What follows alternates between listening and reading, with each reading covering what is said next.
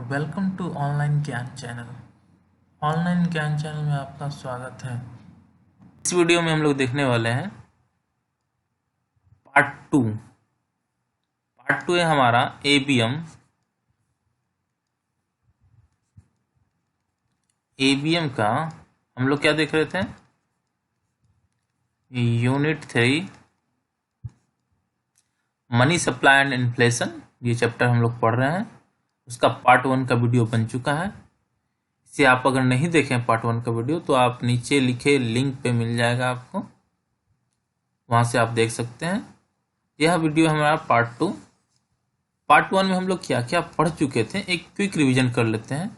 ऐसे तो मैं कहूँगा पार्ट 1 का वीडियो आप जरूर देखें, लेकिन हम लोग देख लेते हैं क्या क्या पढ़ चुके हैं, तो पार्ट 2 पढ़ाने में आसानी होगी।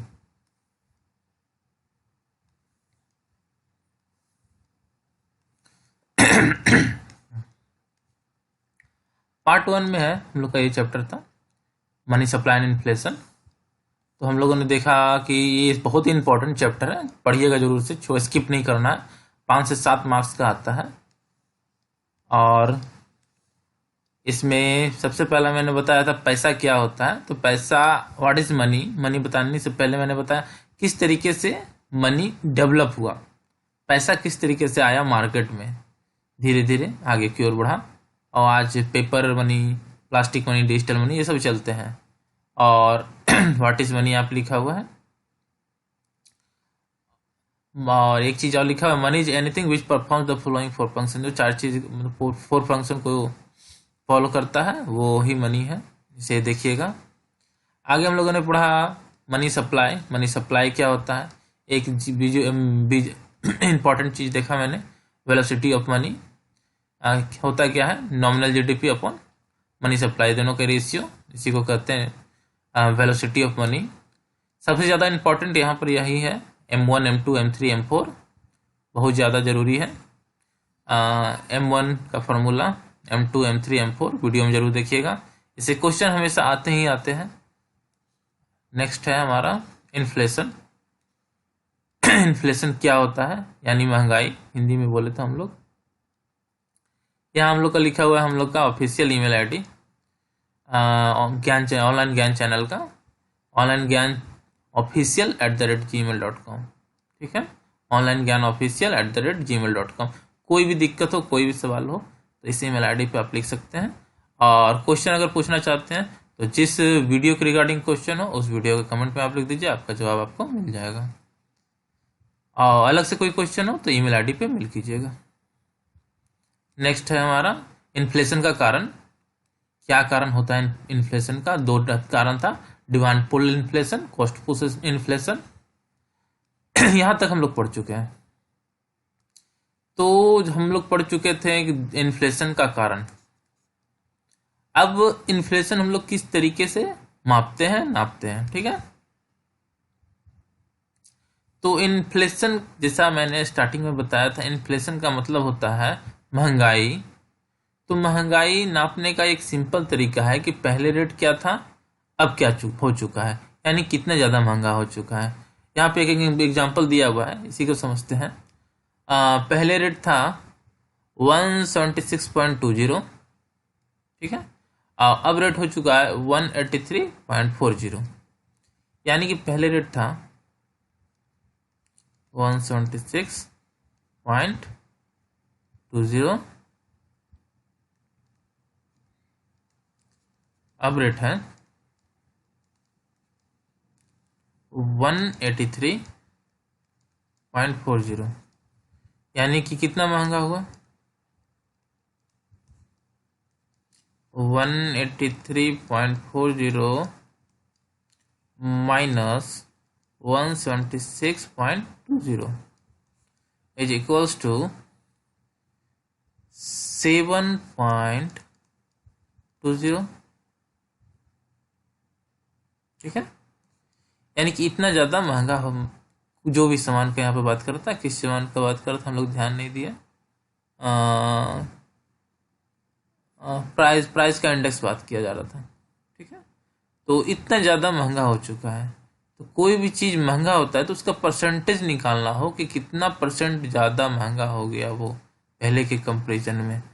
अगर इसे यहाँ पर रोक करके हम दूसरा एग्जांपल अगर देखते हैं, या इसे यहाँ पे स्टॉप कर रहे हैं, आगे देखेंगे इसको। अगर मान लिया कोई सामान आप 100 रुपया में खरीदते थे, वो महंगा हो करके जब बढ़ गया दाम तो 120 रुपया हो गया, तो फिर कितना का इंक्रीज किया? 20 रुपया इंक्रीज किया। तो परसेंटेज इंक्रीज, यानी कि परसेंटेज में कितना बढ़ा? 20% का इंक्रीज किया। ठीक है, वैसे ही हम लोग यहाँ पर अगर देखने वाले हैं कितना परसेंट इंक्रीज किया, तो कितना परसेंट इंक्रीज किया यानी कि परसेंटेज कितना इंक्रीज किया, यानी कि इंक्रीज कितना किया? +100 अपॉन पहले कितना दाम था? तो पहले 176.20। यही है ना तरीका, सिंपल सा यही तरीका है निकालने का। कितना ज़्यादा महंगा हुआ, तो कितना ज़्यादा महंगा हुआ यानी कि पहले क्या रेट था, अभी कितना महंगा हुआ, मल्टीप्लाई कर देना 100 से। ठीक है, यहाँ पे भी वही किया होगा, पहले घटा दिए, घटाने के बाद इंटू 100 अपॉन जो प्रीवियस रेट था, यानी 7.20 इंटू 100 अपॉन इतना, यानी कि 4.09%। 4.09%। एक बात ये ध्यान दीजिएगा,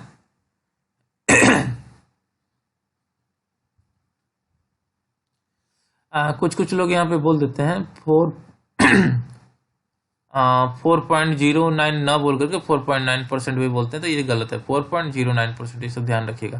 4.9% अगर आप बोलिएगा तो 4.9% का मतलब 4.90।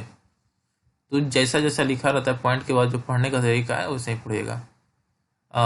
जैसे कुछ कुछ एग्जाम्पल मैं दे देता हूँ इस टॉपिक को हटा करके। जैसे कभी कभी लिखा रहता है मैथमेटिक्स से सिंपल 4.216, अगर ऐसा लिखा हुआ है तो कभी भी इसे ऐसा नहीं पढ़ा जाता है 4.216, ये पढ़ने का गलत तरीका। ठीक है, अगर सही पढ़ना है तो 4 पॉइंट के बाद जो भी लिखा रहे उसे नंबर वाइज पढ़िए, 4.216।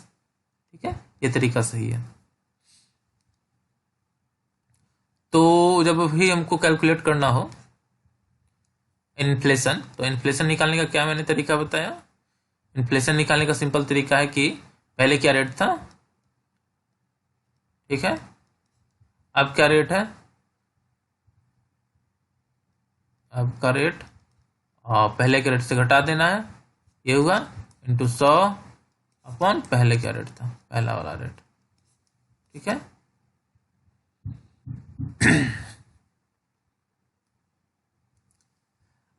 तो यहाँ तक हम लोग देख चुके हैं कि इन्फ्लेशन किस तरीके से निकाला जाता है। अब नेक्स्ट है हमारा कि the most important price indexes are, कौन कौन सा प्राइस इंडेक्स है जिससे हम लोग इन्फ्लेशन कैलकुलेट करते हैं। ठीक है, यानी कि सरकार किस किस तरीके का यूज करके इन्फ्लेशन निकालती है। तो यहाँ पर 3 तरीका है, तीनों इंपॉर्टेंट है, तीनों पढ़ना जरूरी है। एग्जाम में यही सब क्वेश्चन पूछे जाते हैं, कोई ज़्यादा टफ रहता ही नहीं है। आप ये वीडियो देखिए, वीडियो देख करके आपको समझ में आ जाएगा। अब वीडियो नॉर्मल तरीके से धीरे धीरे वीडियो बनाया गया है, नॉर्मल धीरे धीरे वर्ड का यूज किया गया है, एकदम आराम से देखिए, देख करके आपको पता चलेगा। वीडियो देख लीजिए, आपका एग्जाम क्लियर हो जाएगा। बस थोड़ा सा केस स्टडी पे ध्यान दीजिएगा, केस स्टडी अगर है तो उसे थोड़ा सा प्रैक्टिस करना है, क्योंकि 50% मार्क्स लाना कोई बड़ा चीज़ नहीं है, वो भी विदाउट निगेटिव मार्किंग। तो हम लोग देख रहे थे WPI, CPI, GDP, 3 तरीका है। 3 तरीके से इंडेक्स निकाला जाता है, प्राइस इंडेक्स, यानी कि इन्फ्लेशन कैलकुलेट किया जाता है सरकार के द्वारा, गवर्नमेंट के द्वारा। तो इसे देखते हैं। अब सबसे पहला है हमारा WPI। जैसा कि इसमें नाम से ही पता चल रहा है, WPI wholesale price index. Wholesale यानी कि जैसा कि हम लोग बात कर रहे थे प्राइस में इंक्रीज हो जाएगा, प्राइस में चेंज आएगी। तो इन्फ्लेशन का हम लोग बात कर रहे हैं, इन्फ्लेशन में प्राइस बढ़ गई, तो प्राइस बढ़ गई तो कहाँ पर बढ़ी? होलसेल लेवल पर बढ़ी। ठीक है, यहाँ पे एक लाइन लिखा हुआ है, the WPI reflects the change in the level of price of the basket of goods at the wholesale level. ठीक है, एक हुआ होलसेल लेवल, ठीक है, और दूसरा हुआ कंज्यूमर लेवल।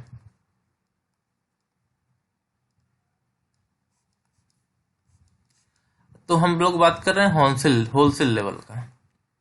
तो होलसेल लेवल की जब हम लोग बात कर रहे हैं तो वैसा प्राइस, मान लिया कोई गुड्स है, ठीक है, जब उसका होलसेल में जब वो रहता है तो 100 रुपीज का था, अब उसका प्राइस इंक्रीज होकर के 102 हो गया, तो कितना चेंज आया? ठीक है, मात्र 2% का चेंज आया। अब इसे ही कंज्यूमर लेवल पे हम लोग बात करते हैं। कंज्यूमर लेवल पे 100 रुपये का सामान 120 रुपये में शायद बिकता हो, और वो प्राइस हो गया इंक्रीज और हो गया 144। ठीक है, 142 बोल देते हैं, आसानी रहेगा एडिशन के लिए। 132 कर देते हैं और आसान रहेगा, 12 ऐड करने के बाद हो जाता है 10%। तो कितना इंक्रीज हुआ? 12 नहीं, परसेंटेज में बात करें तो फिर 10% का इंक्रीज हुआ। ठीक है, तो यही डिफरेंस है होलसेल में कंज्यूमर प्राइस इंडेक्स में, जो हम आगे पढ़ाने वाले हैं। तो अभी हम लोग होलसेल की बात कर रहे हैं, होलसेल प्राइस इंडेक्स। तो प्राइस में ऐसा चेंज जो होलसेल लेवल पे हो उसे होलसेल प्राइस इंडेक्स कहते हैं। वो इंडेक्स जो है होलसेल लेवल पर होता है। इसे पब्लिश कौन करता है? ठीक है, तो इसे पब्लिश किया जाता है ministry of commerce and industry के द्वारा। ठीक है, ministry of commerce and industry, यहां से क्वेश्चन आ सकता है 1 नंबर का। गवर्नमेंट ऑफ इंडिया का ministry of commerce and industry. और एक चीज इसे मैं समझाना चाहूंगा पहले, इसे मैं जरा सा पहले ही समझा देता तो ज्यादा अच्छा रहता। जब बात किया जा रहा है होलसेल प्राइस इंडेक्स, तो महंगाई की बात की जाती है। तो महंगाई की जब बात की जा रही है तो कितना महंगा हुआ, कितना महंगा हुआ, यह सवाल, यह वाक्य बार बार आ रहा है। तो जब मैं बात करूं 2003 में सामान का रेट 104 था, 2004 में 106 हो गया, 2006 में 110 हो गया। तो कह रहे हैं कि अगर मैं 6 का बात करूं तो कितना प्राइस महंगा हो गया। तो इससे पिछले वाला का कंपैरिजन हम लोग कर लेते हैं, इतना परसेंट का इंक्रीज किया है प्राइस, तो फिर ये महंगा इतना हुआ, इतना परसेंट इंक्रीज किया नहीं, इतना महंगा हुआ। अगर यहाँ पर 2006 का बात करूंगा तो यहाँ से देख लेंगे हम, 2004 से हम लोग देख लेंगे कि 2004 में 106 रुपया था, इंक्रीज होकर के 110 रुपया हो गया। लेकिन स्टार्टिंग कब से है? बेस ईयर जिसको हम लोग कहते हैं, मेन ईयर, बेस ईयर। किस ईयर से हम लोग कंपेरिजन करेंगे? तो पहले बेस ईयर था 2004-5। 2005-4-5 में 100 को इंडेक्स माना गया कि 100 मान लेते हैं इंडेक्स। अब 2004-5 से कोई भी चीज महंगा होगा तो यहाँ पे जब हम लोग किसी चीज का निकालते हैं, तो ये पहले भी वाला वीडियो में भी मैंने बताया था कि कोई भी पार्टिकुलर वस्तु का हम लोग नहीं निकालते हैं, हर एक चीज का एवरेज लेते हैं। जो कि देखिए यहाँ पे primary articles, fuel and power, manufactured, ये भी याद कर लीजिएगा, इसका परसेंटेज यह भी एग्जाम में पूछता है। ठीक है, तो ये तीनों चीज का लिया जाता है। प्राइमरी आर्टिकल्स जितना है उसका भी लिस्ट है, ये इतना सामान है, ये सब का लेना है, प्राइस कितना इंक्रीज कर गया। फ्यूल एंड पावर्स में ये उसका भी सामान का लिस्ट है कि ये चीज़ है, ये तेल, पेट्रोल, ये वो सबका, बिजली, ये सब का प्राइस पहले क्या था, अब कितना हो गया है। मैन्युफैक्चर्ड प्रोडक्ट जो है पहले क्या था प्राइस, अब कितना हो गया। तो इसे एवरेज, इस सब का परसेंटेज रहता है, उससे निकाल करके फिर देखा जाता है कि हमारा जो इंडेक्स है, फिर भी इंडेक्स निकलता है।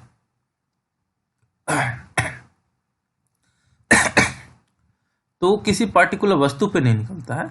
वस्तु पे मैं बता देता हूँ, एक सर की एग्जाम्पल दिया जाता है। ठीक है, लेकिन ये जो कोई भी महंगाई निकलती है, अगर मान लिया जाए कि किसी कारण से टमाटर बहुत ज़्यादा महंगा है, बाकी सब चीज़ महंगा नहीं है, तो ऐसा थोड़ी कह देंगे कि महंगाई बहुत ज़्यादा बढ़ गई है। महंगाई जब बढ़ गई है तब हम कहेंगे, तो हर एक चीज़ को देखा जाएगा, हर एक चीज़ का एवरेज निकाला जाएगा। हाँ, पहले हर एक चीज़ इतना में मिलता था, अब हर एक चीज़ का दाम इतना रुपया बढ़ गया। तो इस तरीके से कैलकुलेट होता है। प्राइमरी आर्टिकल्स का वेटेज हम लोग लेते हैं कितना, 20.12%। अगर फ्यूल एंड पावर का बात करें तो 14.91%। मैन्युफैक्चर्ड प्रोडक्ट का वेट कितना रहेगा?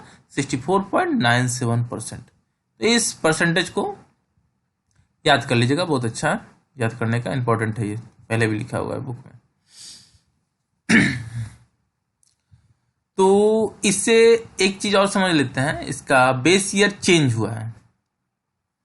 तो एक बार हम लोग गूगल देख लेते हैं।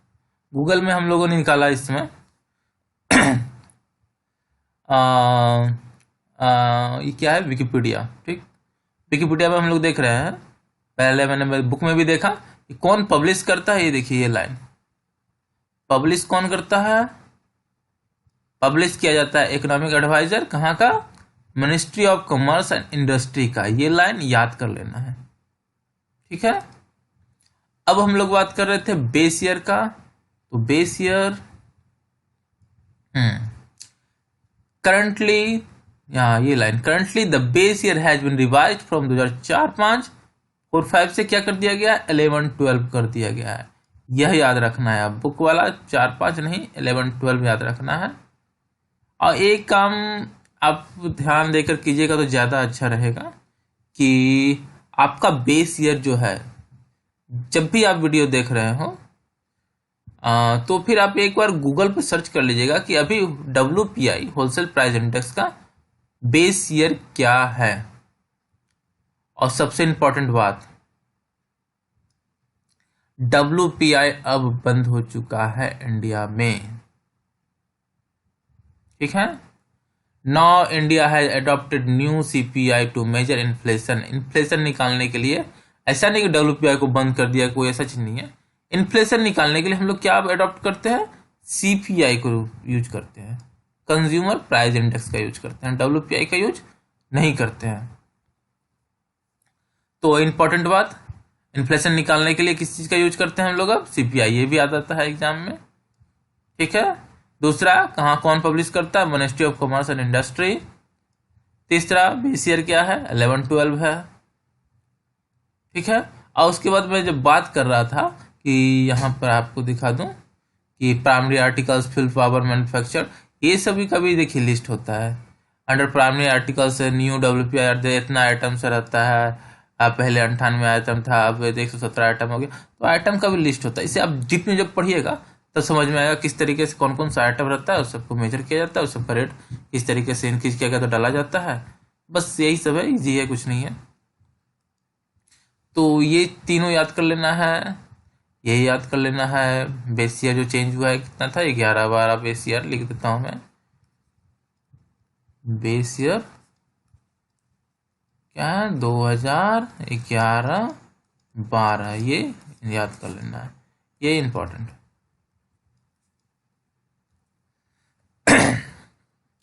यही है WPI। तो WPI जब हम लोग देख रहे हैं कि होलसेल लेवल पर प्राइस चेंज हो रहा है, तो उसके थ्रू इंडेक्स जो निकाला गया उसे WPI कहते हैं, होलसेल प्राइस इंडेक्स कहते हैं। तो अब क्या है कि वो जो है उतना सटीक नहीं हो पा रहा था जितना कि इंडिया अब अडॉप्ट किया है CPI, कंज्यूमर प्राइस इंडेक्स, यानी कंज्यूमर लेवल पर अब हम लोग बात कर रहे हैं। कंज्यूमर लेवल पर प्राइस कितना इंक्रीज हुआ। एक यहाँ पर बुक में मैंने लाइन लिखा था, ये लॉन्च कब हुआ? 2014 में। और इसे कौन पब्लिश करता है? CSO, ठीक है, सेंट्रल स्टैटिक्स ऑफिस। इसके द्वारा ये मंथली रिलीज किया जाता है। तो CPI कौन करता है रिलीज? CPI का C से देखिए, C से CPI, C से CSO, याद रखने का एक तरीका है, सेंट्रल स्टैटिक्स ऑफिस। और WPI कौन करता है? Ministry of commerce and industry. ये याद रखना है। लॉन्च करने का ईयर 2014 में ये आया है CPI। तो CPI भी कई तरह के होते हैं, कंज्यूमर प्राइस इंडेक्स भी कई तरह का होता है, कई तरीके से निकाला जाता है, इसे हम लोग समझते हैं। ये लाइन देखते हैं, we have 3 different index numbers of consumer prices consumer price का डिफरेंट डिफरेंट नंबर है। क्या क्या है? सीपीआई फॉर इंडस्ट्रियल वर्कर्स, जो इंडस्ट्रियल वर्कर्स है उसके लिए कंज्यूमर प्राइस इंडेक्स कुछ और रहेगा। इंडस्ट्रियल वर्कर का केवल हम लोग निकालेंगे, ठीक है। सेकंड है CPI for agriculture labour, agriculture में काम करने वाले लेबर, उन लोगों का सीपीआई कंज्यूमर प्राइस इंडेक्स, उन लोग का कोई भी सामान खरीदता है तो उन लोग का प्राइस में क्या चेंज आया, या फिर गांव का लेबर, रूरल लेबर, ठीक है। एंड थर्ड सीपीआई रूरल का, सीपीआई अर्बन का, सीपीआई कंबाइंड का। इसे भी देखते हैं आगे और तीनों को समझाते हैं क्या है। सीपीआई आईडब्ल्यू यानी सीपीआई फॉर इंडस्ट्रियल वर्कर, इसका बेस ईयर है 2001, इसका बेस ईयर है 2001 और 100 रुपीज़ इसका स्टार्टिंग माना गया। तो इसे समझने के लिए मैं आपको डायरेक्ट गूगल में दिखाता हूँ एक चीज़।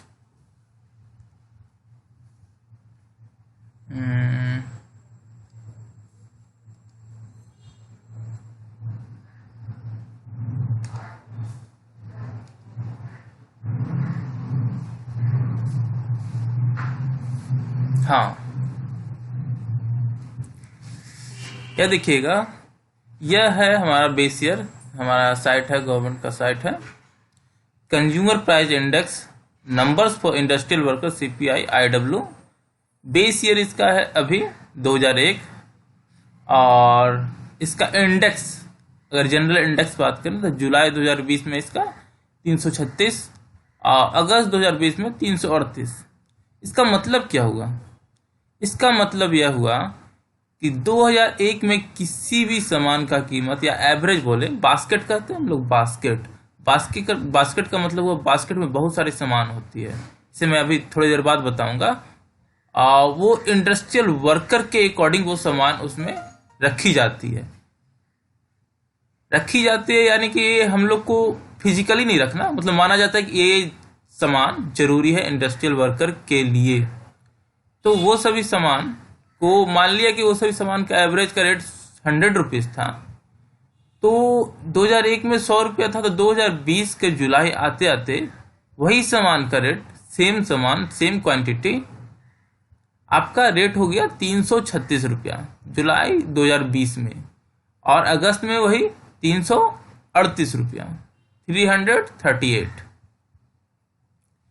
तो आगे भी मैं देख लेता हूँ इसका, जो हम लोग को पढ़ना था ये सीपीआई एग्रीकल्चर लेबर्स और रूरल लेबर्स, तो एएल और आरडब्ल्यू दोनों को मैं देख लेता हूँ साथ में। 1986 इसका बेस ईयर है, 86-87, और यहाँ देखते हैं consumer price index numbers for agriculture labour, दोनों का सेम है, 1986-87, 1986-87 100 माना गया है। तो महंगाई देखिए, यहाँ पे देखिए कितना महंगाई बढ़ रहा है। इंडस्ट्रियल वर्कर ना देख करके अगर हम एग्रीकल्चर लेबर और रूरल लेबर्स का देखते हैं, तो फिर जब 1986-87 में 100 रुपीज़ का कोई सामान था, जो कि अब जुलाई 2020 या अगस्त 2020 में वही सामान जो 100 रुपया में मिलता था अब मिलेगा 1026 रुपया में।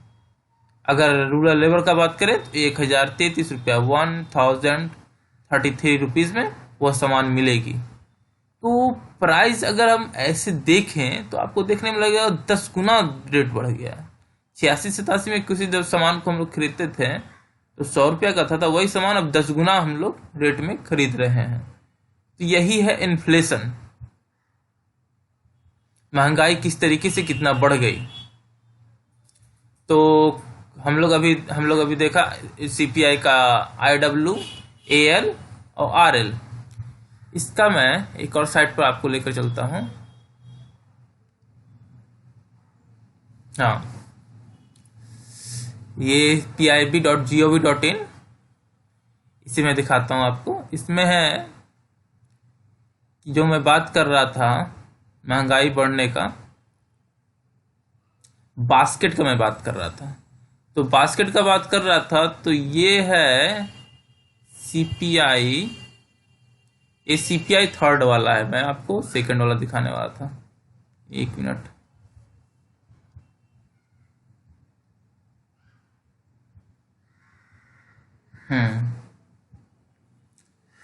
ये लेबर ब्यूरो न्यू वेबसाइट, उसमें मैं पहले था, अब ये पुराना वाला है, इस पे कुछ डेटा दिया हुआ है।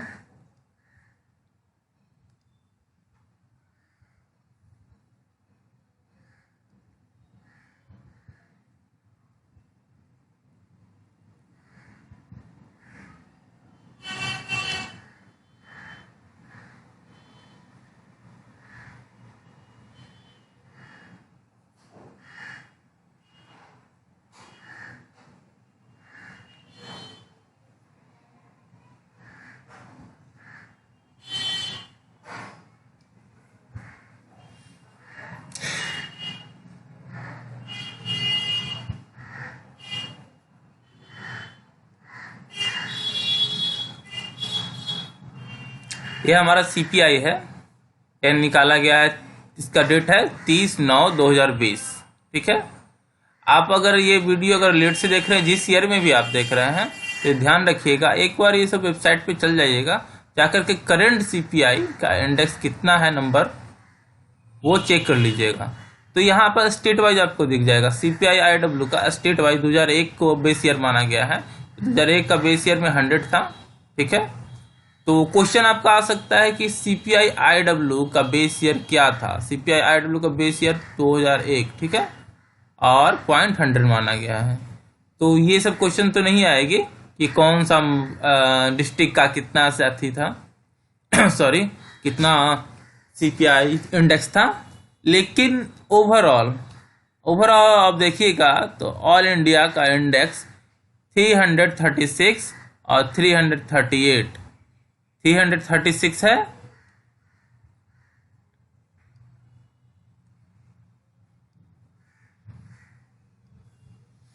जुलाई 2020 का, अगस्त 2020 का 338। वैसे ही आपका मिल जाएगा दिल्ली का।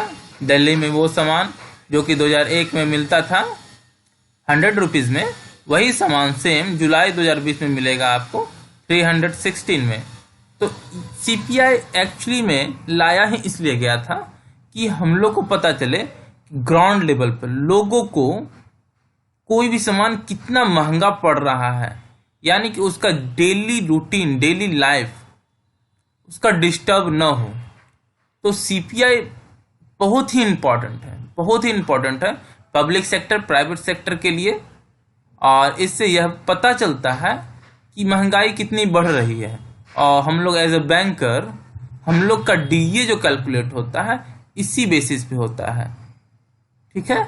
तो यहाँ पे पता चलता है कि सीपीआई से महंगाई कितनी बढ़ी। हम लोगों ने देखा अभी सीपीआई आईडब्ल्यू, इसी से हम लोग का क्या कैलकुलेट होता है, डीए,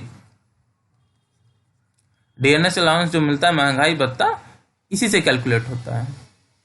नेक्स्ट हम लोग ये देख लिए हैं एग्रीकल्चर लेबर का और रूरल लेबर का। फिर है हमारा तीसरा, 3 तरीके से बनाया गया था। एक तरीका कि इंडस्ट्रियल वर्कर जो काम करने वाले हैं उनके लिए कोई भी सामान कितना महंगा पड़ रहा है, तो उनका जो बास्केट है, बास्केट में जो सामान यूज करते हैं, मतलब मैक्सिमम वो जो सामान यूज करते हैं, तो उनके बास्केट के हिसाब से उनका सीपीआई इंडेक्स जो है उसका नंबर बनाया गया और महंगाई निकाला गया कि कितना महंगा उनका लाइफ का स्तर चल रहा है अभी। और उसके बाद एग्रीकल्चर लेबर, किसान मजदूर और फिर गांव में काम करने वाले मजदूर, उन लोगों को कितना महंगा पड़ रहा है, क्या उनका महंगाई भत्ता होना चाहिए। महंगाई भत्ता तो उन लोग को नहीं मिलता है, लेकिन उन लोग को ये मिलता है कि मिनिमम वेजेस मिलता है। तो इससे कैलकुलेट हो जाता है मिनिमम वेजेस कितना रखना चाहिए कि उन लोग को कोई लाइफ में दिक्कत ना आए। ठीक है। और तीसरा ये जनरल है, जनरल सभी के लिए, कि गांव में रहने वाले सभी लोगों के लिए, शहर में रहने वाले सभी लोगों के लिए, और कंबाइंड दोनों का मिक्स, ये जनरल बनाया गया। इसका जो है, यहाँ पे चलते हैं इस साइड पे। देखिए ये जो है हमारा जनरल है, all India consumer price index ये इसका बेस ईयर 2012 है। यहाँ पे मैंने बताया था अभी थोड़ी देर पहले मैं आपको बताया था कि लॉन्च हुआ है 2014 में। एक बार ये आप वेबसाइट पे देख भी लीजिएगा, क्योंकि बेस ईयर इसका 2012 है, बेस ईयर 2012 माना गया होगा, लेकिन लॉन्च हुआ होगा 2014 में। ये भी मैं किसी वेबसाइट पर मैं देखा था, तो आप एक बार इसे सर्च जरूर कर लीजिएगा गूगल पर। तो सीपीआई का बेस ईयर 2012 मैं लिख देता हूं कहीं पर। अभी बेस ईयर कितना है? 2012 है, लॉन्च हुआ 2014 में। नेक्स्ट है कि base year 2012 and I think number माना गया 100। तो हम लोग का जो बास्केट का मैं बात कर रहा था, तो बास्केट यही है, सामान का लिस्ट।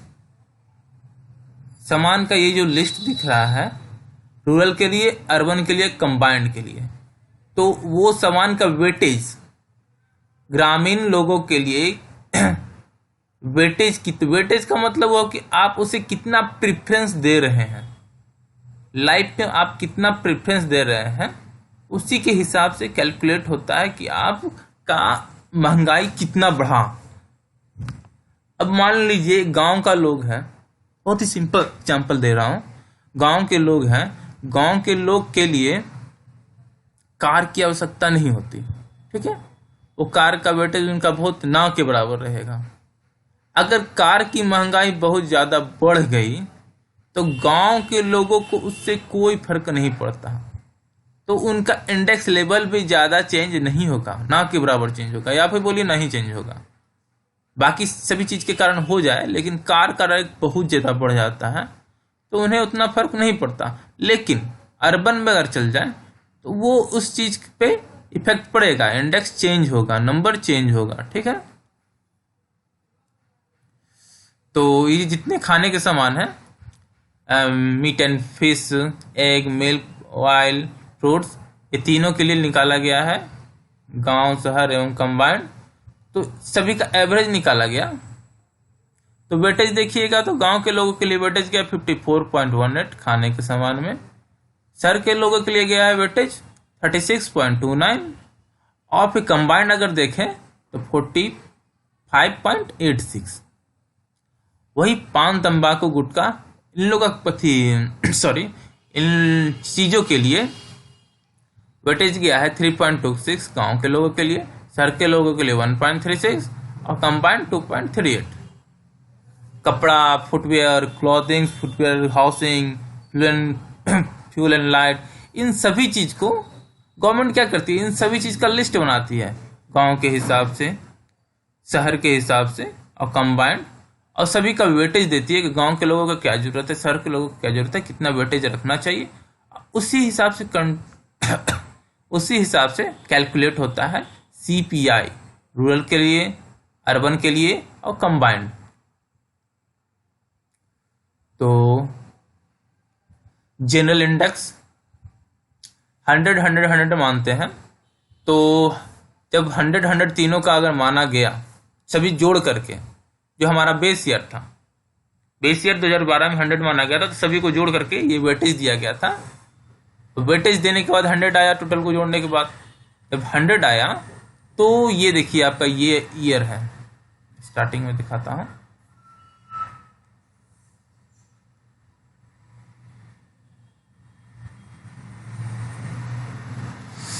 नवंबर 2019 और दिसंबर 2019 का मैं बात कर रहा हूँ यहाँ पे।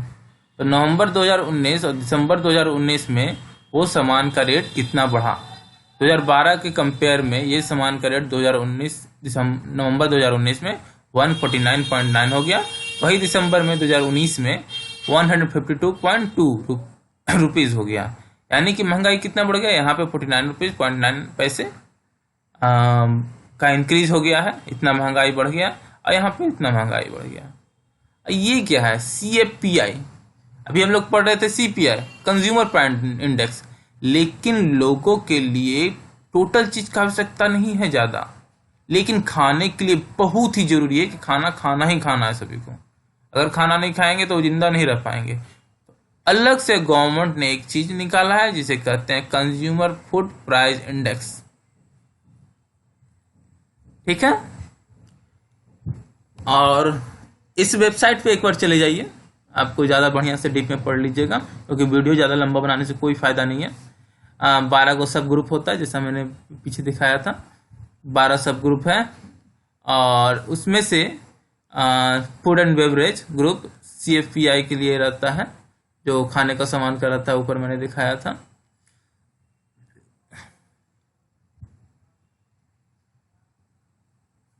और आगे देखते हैं।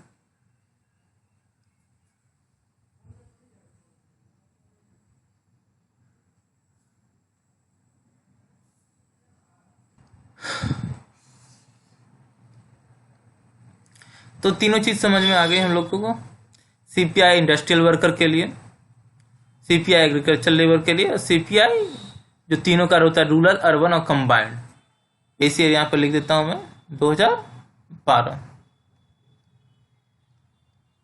अब क्या है, तीनों समझने के बाद अब आया हमारा GDP डिफ्लेटर।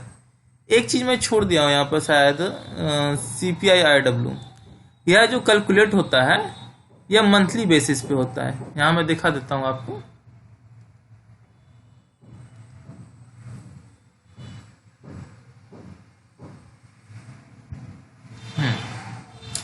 CPI IW जो होता है वो रिलीज होता है last working day of succeeding month, यानी हर एक महीने के लास्ट वर्किंग डे में कैलकुलेट होगा CPI IW। और CPI AL या RL कैलकुलेट होगा हमेशा 20 तारीख को, कभी कभी चेंज हो जाए, लेकिन एवरेज हर मंथ के 20 तारीख को कैलकुलेट होगा। ये आपके वेबसाइट पे मिल जाएगा, इस वेबसाइट पे मिल जाता है। गवर्नमेंट की वेबसाइट है laborbureau.gov.in। एक चीज और मैं यहाँ पे ध्यान देने के लिए आपको कहूंगा, बहुत ही इंपॉर्टेंट बात है। आपका ये पहला दो CPI IW, CPI AL या RW, फर्स्ट का दोनों, ये दोनों जो होता है, ये हमारा क्या था, ये ऊपर का गया CSO रिलीज नहीं करता, यह ध्यान दीजिएगा। ये दोनों को CSO रिलीज नहीं करता है, केवल इसको CSO रिलीज करता है। ठीक है, CSO रिलीज करता है कौन, सेंट्रल स्टैटिस्टिक्स ऑफिस इसे रिलीज करता है। इन दिनों को रिलीज करता है लेबर ब्यूरो। आपको ये दिखाया था मैंने, कहाँ गया, ये देख लीजिए, लेबर ब्यूरो।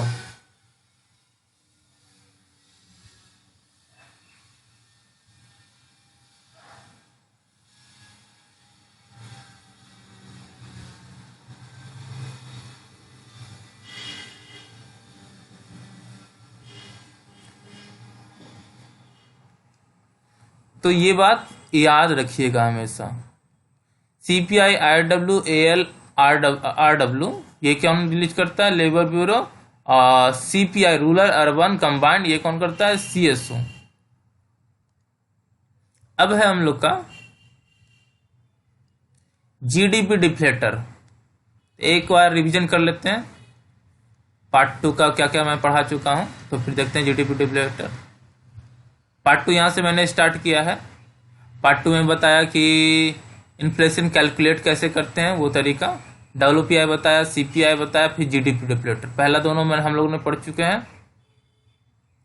अब बात है GDP डिफ्लेटर का। तो GDP डिफ्लेटर क्या होता है, जैसा कि हम लोगों ने देखा कि WPI होता है होलसेल प्राइस पर निकाला जाता है, CPI होता है कंज्यूमर के प्राइस पर निकाला जाता है।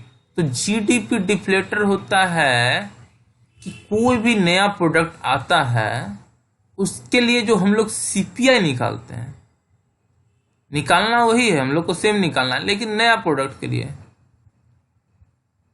ठीक है, तो CPI की तरह ही जो निकाला जाता है नया प्रोडक्ट का, उसे कहते हैं GDP डिफ्लेटर। फिर से एक बार समझते हैं, लाइन बाय लाइन पढ़ करके समझते हैं। GDP deflator is a measure of the level of prices for all new domestically produced final goods and services। ठीक है, तो अंतर क्या है भाई CPI में और जीडीपी डिफ्लेटर में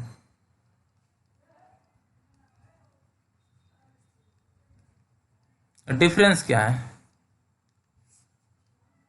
तो डिफरेंस इतना है कि सीपीआई में जो बास्केट होता है, उस बास्केट में हम लोग का जो प्रोडक्ट होता है वो सेम होता है।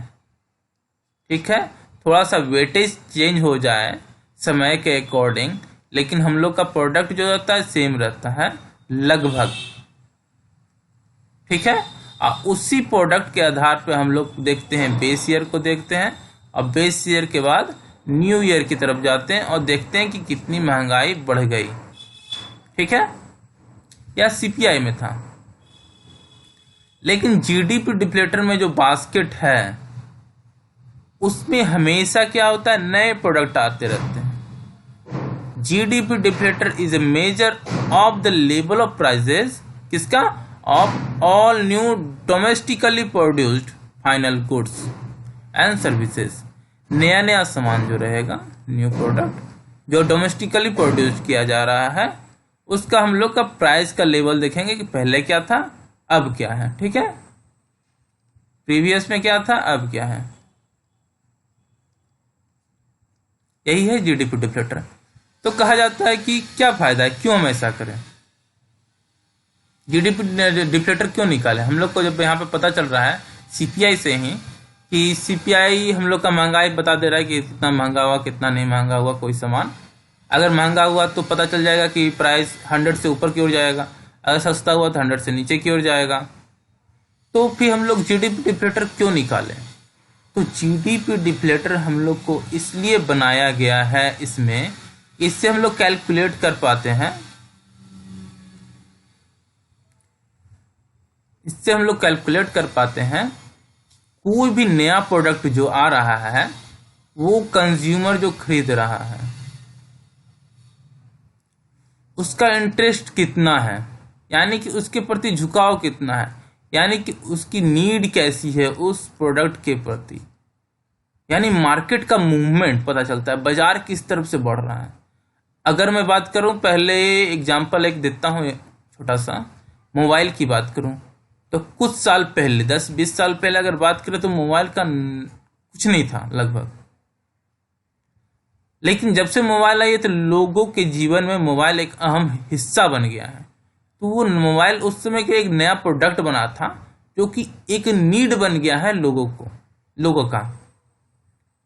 तो जीडीपी डिफ्लेटर यही बताता है कि लोगों का नीड क्या है, लोग किस तरीके से किस ओर बढ़ रहे हैं। ठीक है,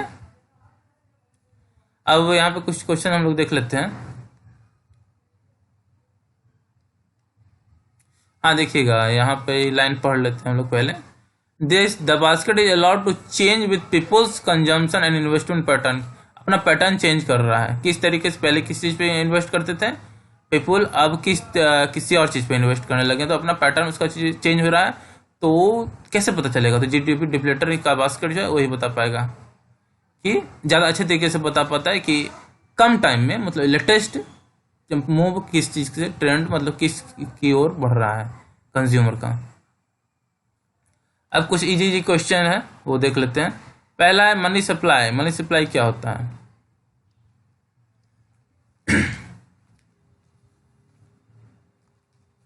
money supply refers to the amount of money in bank, the amount of money with the people, the amount of, तीसरा था the amount of money in circulation in an economy, and fourth is none of the above। तो मैं बात करूं फिर से, money supply क्या होता था? मार्केट में मनी। तो मार्केट में मनी क्या कहलाएगा? देखिए ये वाला लाइन पढ़िए, ये हुआ बैंक में मनी है, ठीक है, ये पैसा पीपल के पास है। लेकिन ये थर्ड जो है, the amount of money in circulation in an economy. Economy में जो मनी है, स्टार्टिंग में मैं पहला वीडियो पार्ट 1 पढ़िएगा, उसी में मैंने बताया था इकोनॉमी में जो पैसा है वही कहलाता है मार्केट सप्लाई। ठीक है, सेकंड चलते हैं। Narrow money consist of. Narrow money narrow money मैंने बताया था M1, M2, M3 और M4। इसमें से M1 क्या था? Narrow money. तो M1 जब नैरो मनी है तो M1 क्या था? पहला, दूसरा, तीसरा, चौथा, कौन सा होगा? तो पहले चौथा से स्टार्ट करते हैं। Currency with public and demand deposit. जब इस पार्ट 1 का वीडियो देख लीजिएगा तो आपको पता चल जाएगा। M1 था, डायरेक्ट मैं बताता हूँ, M1 था पब्लिक के पास पैसा, ठीक है, इसमें भी है, इसमें भी है, ये दोनों नहीं है तो ये दोनों हट गया। और उसके बाद फिर डिमांड डिपॉजिट, जिसकी लिक्विडिटी हाई हो, हाई लिक्विडिटी वाला ही कहलाता है नैरो मनी।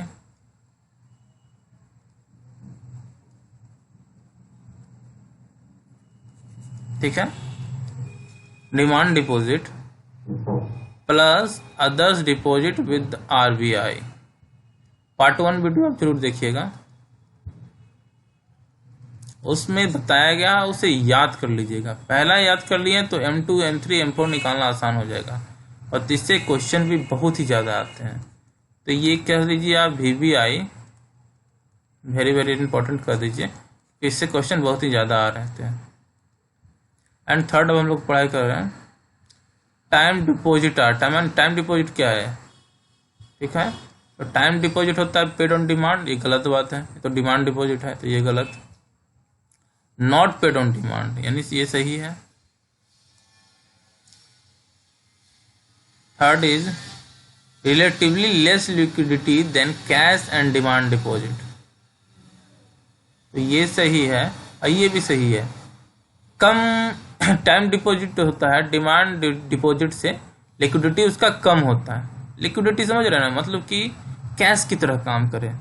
अगर मैं किसी पैसा को सेविंग में रखा हूँ, तो सेविंग में रखा हूँ यानी कि वो डिमांड डिपॉजिट हो गया, मैं जब चाहूँ तब निकाल सकता हूँ, बैंक कभी भी मना नहीं कर सकता। लेकिन उसे जाकर मैं फिक्स कर देता हूँ 5 साल के लिए या फिर 2 साल के लिए, जितने साल के लिए मैं फिक्स करता हूँ, तो फिक्स करने के बाद एक बाउंड हो गया कि इतने साल तक वो नहीं निकलेगा। अगर आप चाहें तो पेनल्टी के साथ निकाल सकते हैं, लेकिन ऐसे वो फिक्स हो जाता है।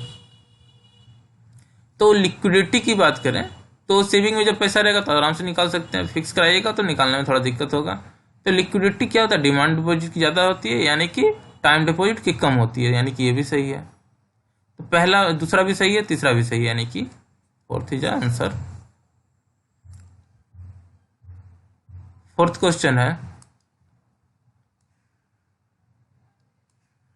Demand deposit. डिमांड डिपॉजिट क्या होता है? अभी मैंने बताया, जो डिमांड पर मिले, paid on demand,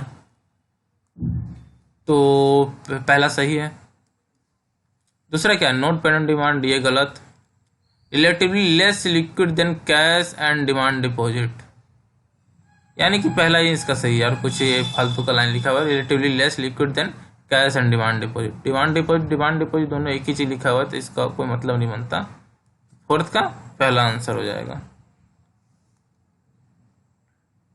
fifth is, fourth का आंसर एक बार देख भी लेते हैं, हो सकता है कि मैं गलत बता रहा हूं, लेकिन मैं कॉन्फिडेंट हूं चौथा का पहला ही होगा। ये देखिए, चौथा का पहला है।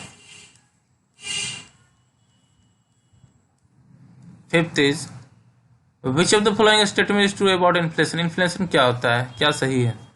इन्फ्लेशन यानी महंगाई, सिंपल सा। महंगाई क्या हुआ? Rise in general level of prices, पैसा का बढ़ जाना, मतलब कि प्राइस का बढ़ जाना किसी भी चीज़ का, तो ये पहला सही है। Leads to fall in purchasing power, purchasing power हमारा कम हो जाना, यानी 100 रुपये में जितना सामान खरीदते थे अब वो 100 रुपये में उतना नहीं मिलेगा, क्योंकि उससे ज़्यादा लगाना पड़ेगा। परचेजिंग पावर हम लोग का कम हो गया, नहीं दूसरा भी सही है, यानी कि आंसर हो जाएगा both 1 and 2। 6 is price index used in India to calculate inflation for policy formulation। तो पॉलिसी फॉर्मुलेशन के लिए इंडिया में यूज होता था WPI, लेकिन ये होता था RBI 2014 में CPI को अडॉप्ट कर लिया है। तो अब क्या हो जाएगा आंसर? ऐसे इसका CPI रहेगा, पहले WPI होता था, अब CPI होता है, तो आंसर इसका CPI मारिएगा, WPI नहीं मारिएगा। 7 is consumer price index measures prices at consumer price index. Consumer price index consumer पे लेवल पे निकलता है कि रिटेल लेवल पे निकलता है, आप यहाँ पे फंस सकते हैं। तो ये ध्यान दीजिएगा, कोई भी चीज़ होता है होलसेल लेवल होता है और रिटेल लेवल होता है। आंसर ये हो जाएगा रिटेल लेवल। बात बोलने को तो कंज्यूमर लेवल हम लोग बोलते रहते हैं, लेकिन रियल में होता है रिटेल लेवल। कोई रिटेलर सामान बेचता है, इसलिए इसका आंसर हो जाएगा सेकंड। तो आई थिंक ये वीडियो आप लोग को पसंद आया होगा। अब इसमें कुछ बताने के लिए नहीं है। और इस सॉफ्टवेयर ज़रा सा इस बार हैंग भी कर रहा है। जिस सॉफ्टवेयर पे मैं वीडियो बनाता हूँ थोड़ा सा लेंदी टाइप है। एंड फाइनली थैंक्स, इस वीडियो को देखिए और शेयर कीजिए। जितने से ज़्यादा हो सके शेयर करने से यह होगा कि ज़्यादा से ज़्यादा लोग इस वीडियो के थ्रू बेनिफिट ले सकते हैं और एग्ज़ाम्स को क्वालिफाई कर सकते हैं। Thanks for watching this video.